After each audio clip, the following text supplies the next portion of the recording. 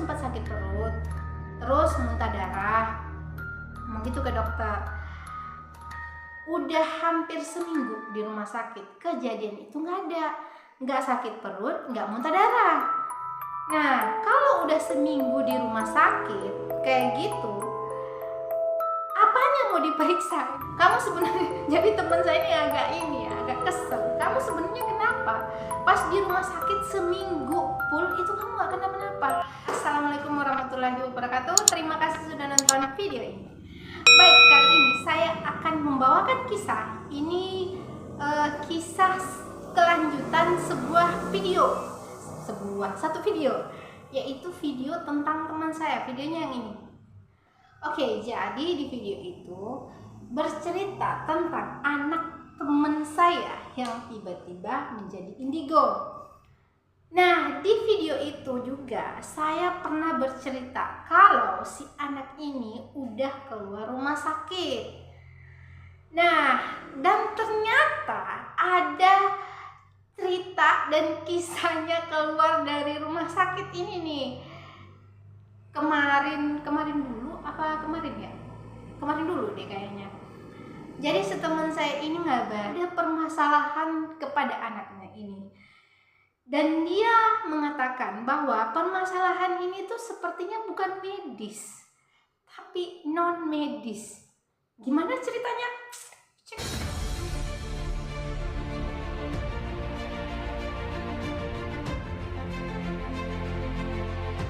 Sebut aja namanya siapa di video itu, saya lupa lagi. Ya udah, saya buatin nama aja lagi ya. Enggak, kayaknya namanya siapa ya? Ica, Rizka, I don't know, ya udah saya buatin nama aja dah, nama teman saya ini, jangan nama asli ya. Nah, sebut aja nama teman saya ini Rizka. Jadi si Rizka itu punya anak, dan dia itu awalnya, ini saya flashback sedikit ya ceritanya. Boleh kok kalian nonton full video itu, tapi sedikit biar nyambung nih video. Saya ingin cerita sedikit aja. Nah, jadi di video itu sebenarnya saya udah cerita kalau si anaknya ini masuk rumah sakit. Dan saya sebenarnya lost contact nih, bukan lost contact ya, maksudnya nggak komunikasi intens sama dia. Cuman kadang-kadang komunikasi itu dikarenakan yang pertama, teman saya ini udah berkeluarga, yang punya anak, punya suami. Jadi saya nggak enak tuh mau komunikasi secara intens sama dia. Biasa mikirnya barangkali dia sedang sibuk sama anaknya, lagi masak atau gimana, makanya saya nggak komunikasi intens sama dia. Nah, kemarin sore tepatnya itu pukul 7 malam, dia itu ngechat saya. Dia ngomong, sejak itu gimana cara ngobatin ini papa kamu? By the way, di sini ada permasalahan sebenarnya sama papa saya nih, penyakit medis. Namun itu kejadiannya 2019 akhir Desember, tapi saya belum pernah buat video tentang cerita papa saya ini karena kenapa? Itu di dalam cerita itu ada permasalahan keluarga. Nah, karena saya nggak ingin cerita, maksudnya bukan di keluarga inti saya, enggak, maksudnya general, keluarga besar. Jadi karena saya nggak ingin cerita, takutnya saya didepak dari keluarga, kan nggak ada yang menampung saya, oke? Jadi nggak usah lah cerita ya, kita mau cerita orang lain aja. Daripada saya dikeluarkan dari catatan keluarga, ya udah mending cari aman aja, oke? Jadi nggak usah cerita. Jadi ceritanya, papa saya itu punya riwayat medis, ya kan, memang riwayat medis, tapi saya mengobatinya itu secara non medis dengan cara meruqyah, gitu ceritanya cenah. Nah, jadi saya meruqyah itu sebenarnya saya bukan peruqyah, bukan, cuman pernah nonton di YouTube ruqyah mandiri, dan saya praktekkannya kepada bapak, dan alhamdulillah bapak itu agak enakan. Sebenarnya nggak tahu dah itu ada hubungannya dengan ruqyah saya atau gimana. Yang jelas dia tuh sekarang dari 2019 itu sakitnya yang awalnya medis yang harus dioperasi, dan sekarang sampai 2000 mau di ini 2000 berapa ya? 2014 ya? 2014 ya Allah. 2024 ya? Oh ya. Sampai 2024 ini tuh alhamdulillah masih kadang-kadang sih sakit kalau dia bekerja lebih keras dari sebiasanya. Tapi untuk beberapa tahun ini tuh mereda, dan kata dokter itu harusnya dioperasi, kalau enggak perutnya bakalan sakit. Oke, sampai situ aja nih ceritanya bapak saya. Oke, di spill dikit ya kan, nggak usah semua diceritain karena ini menyangkut, aduh nanti dipaksain. Oke, lanjut ya. Nah, kita lanjut lagi nih sama teman saya nih. Jadi teman saya itu cerita waktu sore itu jam 7 dia ngomong, gimana kamu ini nyembuhin papa kamu, apa yang kamu lakuin gitu. Karena gini, anak saya ini saya bawa ke rumah sakit ya kan, si teman saya nih saya bawa ke rumah sakit. Dia itu udah, maksudnya rumah sakit kecil ya kan, pertama rumah sakit kecil. Nah, karena di rumah sakit kecil itu nggak ada alat, maksudnya nggak cukup, bukan nggak cukup ya, maksudnya belum ada alat untuk memeriksa lebih lanjut lah gitu. Jadi dirujuklah ke rumah sakit yang gede biar ini diperiksa lebih lanjut, pemeriksaan lebih lanjut gitu. Nah, pas sampai di sana di rumah sakit di kota nih yang paling gede, baru ditanya nih sama dokter keluhannya apa. Terus si anak teman saya ngomong, mama, saya nggak tahu mas keluhan saya apa sekarang. Kenapa? Soalnya saya nggak rasa apa-apa lagi, ngomong gitu. Lalu dia itu sempat sakit perut, terus muntah darah, ngomong gitu ke dokter. Udah hampir seminggu di rumah sakit, kejadian itu nggak sakit perut, nggak muntah darah. Nah, kalau udah seminggu di rumah sakit kayak gitu, apanya mau diperiksa gitu?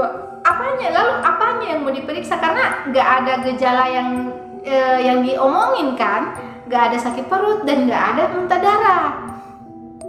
Karena dokter ngelihat sesuatu yang menurut dia kok nggak seperti apa yang dikatakan pasien. Kita kan pasien lagi, dokter kan nggak boleh ngasih tindakan kan kalau memang pasiennya itu udah nggak kenapa-napa, dan otomatis pasiennya harus dipulangkan karena sehat kan. Ngapain mau ditindaki kalau orang sehat, kelihatannya udah sehat, udah boleh makan dan nggak muntah darah dan nggak sakit perut lagi. Dokter beri izin lah untuk keluar rumah sakit. Setelah keluar rumah sakit belum lama nih, baru 3 hari di luar dari rumah sakit, tiba-tiba penyakitnya kambuh lagi. Kamu sebenarnya, jadi teman saya ini agak kesel. Kamu sebenarnya kenapa? Pas di rumah sakit seminggu full itu kamu nggak kenapa-napa, hanya merasakan obat nyeri kalau datang kan. Tapi kan itu nggak menghilangkan penyakitnya, hanya untuk peredah nyeri. Nah, jadi pas mau dibawa ke rumah sakit lagi nih, yang kedua kalinya, dokter ini lagi nih, mau nanya lagi nih, apa keluhannya gitu. Dok, sama seperti yang waktu pertama masuk, itu keluhannya sakit perut dan muntah darah. Oh ya, kalau gitu kita ngecek lagi nih, tindaki gitu, ngecek aja. Padahal ini lagi nggak sakit nih, pas di rumah sakit tuh lagi penyakitnya nggak ada, tapi dokter mau periksa lebih lanjut gitu, nggak diagnosa lagi nih, mau periksa. Karena kenapa? Udah 2 kali masalahnya, 2 kali mau masuk rumah sakit. Nah, pas dicek dari dokternya, loh nggak ada apa-apa bu, anak ibu baik-baik aja gitu. Terus dok gimana? Teman saya kan orangnya skeptis ya, Saya udah cerita di video itu. Teman saya itu skeptis dan dia itu orang yang kayak gini loh, teman saya tuh. Kalau kita orang nangis misalnya di ruangan kosong tapi nggak ada orangnya, kita anggap itu hantu. Tapi dia nggak, tetangga. Saking gitunya tuh dia ini berpikir logikanya tuh, pasti dia bilang tetangga itu paling, tetangga tuh pasti lagi nangis, suaranya mantul kemari. Pikirnya kayak gitu, maksudnya orangnya tuh logis banget. Kalau kita tuh kan udah mikir itu hantu karena kenapa? Nggak ada orangnya, nggak kelihatan. Kita mikirnya gitu kan. Kalau dia tuh nggak, bener-bener logis. Nah, ketemu dengan hal ini, kejadian anaknya ini, itu bener-bener menurut dia luar logikanya dia nggak mampu sama sekali, nggak mampu memikirkan apa sebenarnya yang terjadi pada anaknya dia, karena udah dibawa ke medis nih, tapi nggak ada apa-apa. Nah, pada akhirnya dia nanya sama saya tuh, Tisa, Cak, itu sebenarnya kamu ngobatin papa kamu tuh kayak mana? Nah, itu cerita yang awal tadi dia nanya kan. Terus saya jelasin sama dia, sebenarnya papa saya itu kan, saya udah jelasin tadi ya, dia itu medis tapi saya ngerti ini ruqyah gitu. Terus saya nanya lagi sama dia, sebenarnya anak kamu itu pemicunya enggak? Misalnya kalau dia makan ini baru sakit gitu, kalau misalnya dia kesini baru sakit. Dia ngomong, iya nanti malam gitu, nanti malam baru sakit. Saya agak heran nih dengar dia ngomong nanti malam. Biasanya kalau orang sakit medis, dia tuh nggak kenal waktu kan, pasti datang. Kalau dia mau datang ya datang, kalau mau dia sakit ya sakit gitu. Nah, ini enggak, katanya nanti malam, sampai nggak bisa tidur gitu. Saya mikir dong, maksudnya dia nggak bisa tidur. Terus yang paling parahnya lagi, dia itu hanya bisa makan bubur, yang lain enggak. Ini udah berapa lama kejadiannya? Ini udah lama. Itu kan waktu saya telepon kamu, kalau nggak salah itu tahun lalu. Saya kan udah cerita ini, saya udah cerita ya di video itu. Sebenarnya saya membuat video itu udah lama, dari tahun 2023 kan buatnya. Cuman baru tahun ini yang baru bulan apa ya, saya ini bulan Januari atau Februari saya buat video. Baru tahun ini yang saya buat. Waktu saya ngobrol sama dia itu udah dari tahun 2023. Nah, dari semenjak itu nih anaknya sakit. Tapi yang makan bubur itu nanti tahun ini 2024 anak itu makan bubur terus saya ngomong dia nggak bisa minum susu atau gimana. Soalnya kalau dia nggak bisa tidur, udah nggak bisa tidur, makannya bubur doang, itu bisa ngedrop gitu ini staminanya dia. Jadi kasih minum susu aja, saya ngomong gitu kan. Terus dia ngomong enggak, kalau dia minum susu itu pasti muntah. Saya cari alternatif lain nih, gimana kalau kacang hijau dia mau makan nggak? Nanti dites gitu. Dia ngomong gitu, nanti dites. Belum coba, dia bilang saya. Kalau gitu ini buah vita jambu. buah vita jambu dia, siapa tahu lehernya ini enak, atau mangga nggak mungkin ya kan, nanti emaknya kambuh. Gimana kalau ini makan apa namanya yang warna merah itu, buah yang warna merah,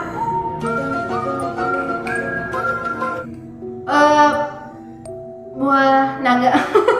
Ya udah gitu dia masih sekolah ini sekolah SMA, dia lagi sementara ujian, udah sakit gitu, dan dia sering pingsan di sekolah.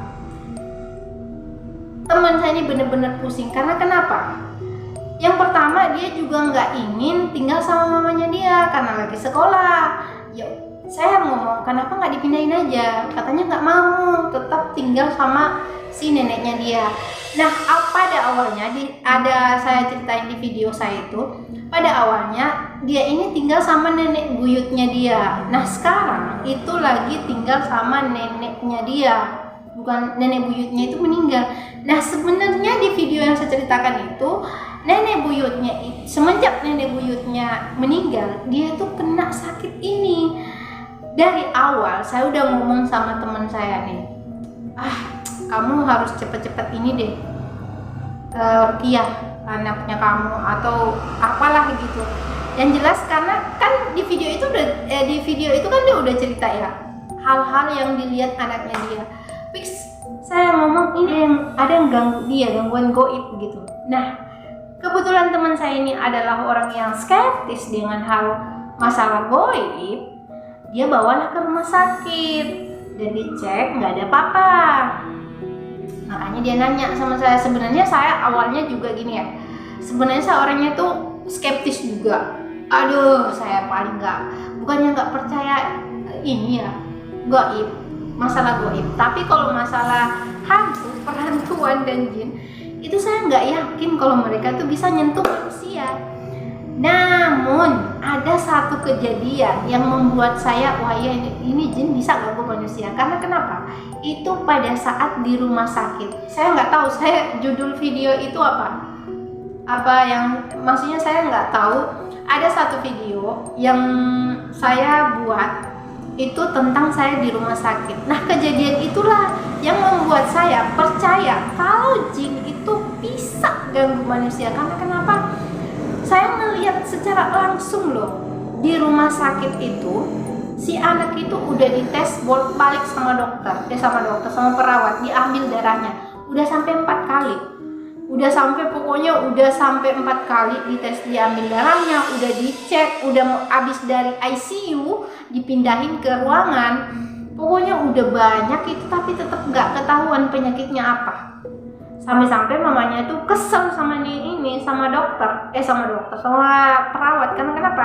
Udah 3 kali loh diperiksa ini darahnya, tapi tetap aja nggak ketahuan ini penyakitnya apa. Nah, saya sendiri nggak tahu ya, dalam hati saya nih ya, waktu di rumah sakit itu saya ngomong sama papa saya, nggak tahu ya judulnya apa, kalian harus nonton tuh video yang saya buat itu. Saya ngomong sama papa saya, Pak, itu kayaknya diganggu. Nggak tahu ya, itu dalam hati saya aja.